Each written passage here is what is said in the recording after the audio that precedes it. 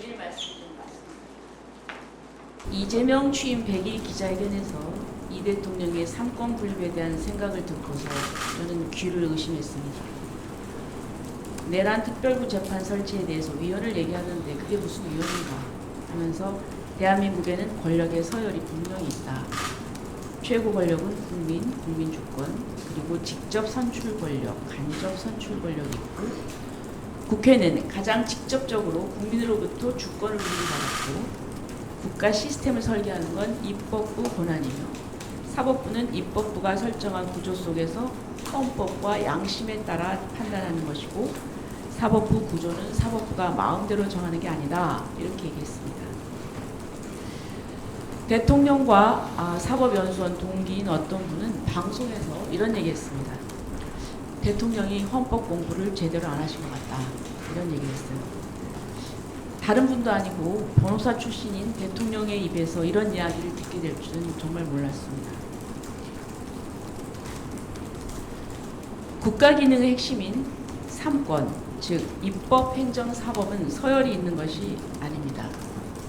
입법 그리고 행정의 수반인 대통령은 국민이 직접 선출해서 국민적 정당성 있는 것은 맞습니다. 하지만 그렇다고 해서 사법보다 우위에 있다는 발상은 위험천만합니다. 왜 삼권 분립이고 서로 견제와 균형을 하게 했습니까? 그렇다면 국회의원에 대해 사법부가 선거법 위반 재판으로 국회의원의 자격을 박탈할 수 있게 한 것이랄지 또 헌법재판소에서 대통령 탄핵 권한을 준 것은 어떻게 설명할 것입니까? 헌법에서 사법에게 입법과 행정을 견제할 권한을 준 것입니다. 국민의 뜻, 국민 주권이 가장 상위에 있는 것 맞습니다. 국민은 헌법 제정 권력으로서 국민이 이렇게 헌법을 설계했고 사법은 헌법에서 위임받은 것이고 이것은 전 세계 자유민주주의 문명국가에서 이루어지는 불문율에 가까운 국가 시스템입니다. 대통령의 잘못된 인식이 언론을 통해 확산됨으로써 국민들이 이를 진실로 받아들일 수 있어서 우려스럽습니다. 이는 국민을 기만하고 호도하는 것입니다. 정말 우려스럽습니다. 이 말을 받아서 한정혜 정책위원장은 어저께 내란 특별재판부가 위헌이 아니라고 했습니다. 이제는 특별재판부가 아니고 전담재판부라고 얘기합니다.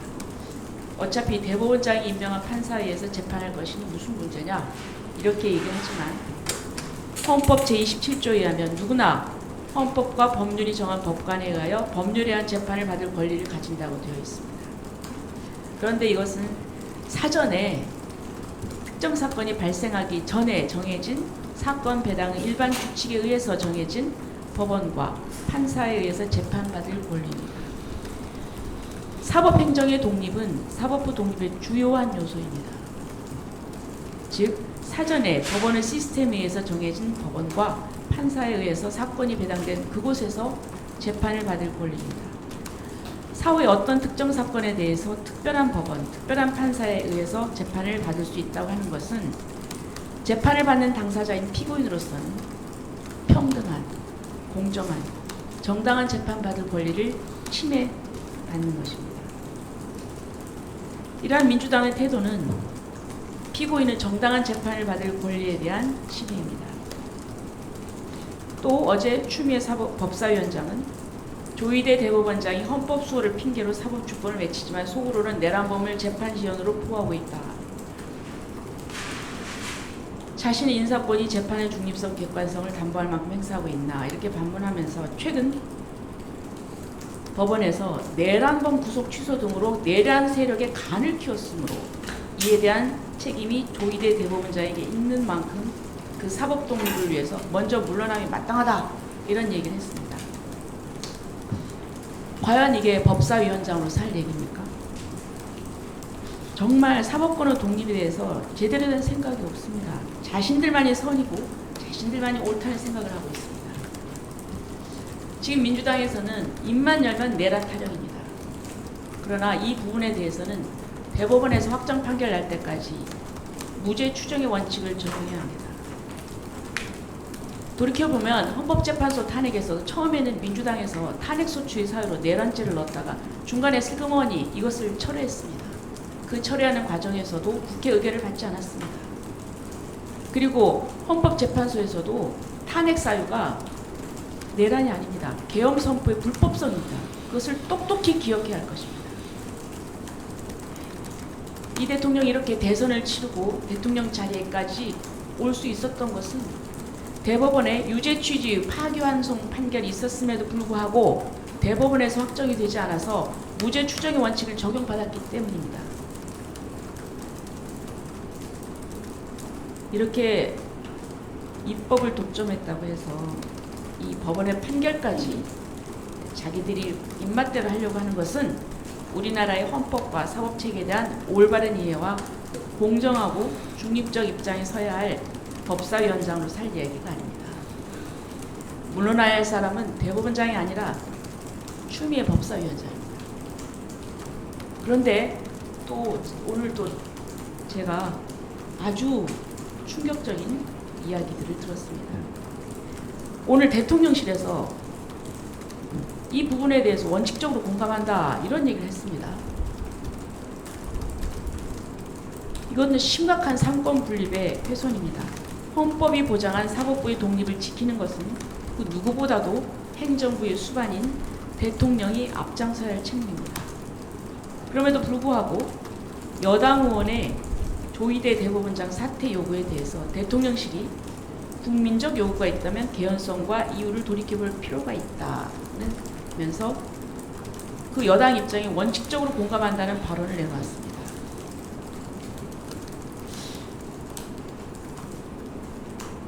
이것은 여당이 주도하는 정치적 압박에 행정부가 사실상 동조한 것입니다. 그래서 사법부 독립을 뿌리부터 흔드는 위험천만한 태도입니다. 정권의 입맛에 맞지 않는 판결을 내리는 대법원장에게 사퇴를 종용하는 방식은 민주주의 기본 원칙인 견제와 균형 그리고 권력 분리구 정신의 정면으로 위배됩니다. 그리고 마치 대통령실과 짠 듯 서영교 의원은 오늘 라디오 인터뷰를 통해서 조희대 대법원장은 정치 개입을 했으면 탄핵되어야 한다 이렇게 주장했습니다. 그리고 또 모든 기록을 보지도 않고 파기환송했다. 대법관들을 동원해서 9일 만에 결정했다. 이런 주장을 펼쳤습니다. 이것은 사법부의 독립성과 대법관들의 집단적 판단 과정을 철저히 무시하고 대법원의 헌법적 기능을 정쟁의 도구로 폄훼하는 태도입니다. 심지어 조 대법원장을 정치 판결 한자로 몰아세우고 탄핵까지 언급했습니다. 이것은 입법부가 사법부를 노골적으로 겁박한 것입니다. 길들이려는 시도로 읽힐 수밖에 없습니다. 정청래 대표의 발언은 더욱 심각합니다. 오늘 당 최고위원회에서 조 대법원장을 반 이재명 정치투쟁의 선봉장이라고 낙인 찍으면서 공공연히 직에서 물러나라고 얘기했습니다.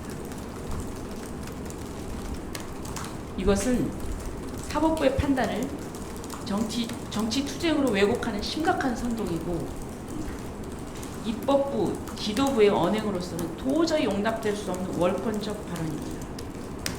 삼권 분립을 수호해야 할 정치인이 사법부 수장을 향해서 물러나라 이렇게 정치적 압박을 행사하는 것은 그야말로 입법, 행정, 사법을 전부 다 손아귀에 쥐고 독재를 하겠다는 얘기입니다. 이것은 민주주의 근간을 훼손하는 반헌법적 행동입니다. 반헌법적 운동입니다.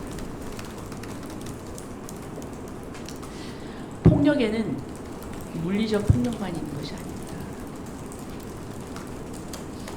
입법 독재라는 그 무형의 폭력이 무서운 것입니다. 저희들은 소수 야당으로서 정의가 다수에서 왜곡되고 파괴되는 현실을 봅니다. 많은 국민들이 분노하고 있습니다.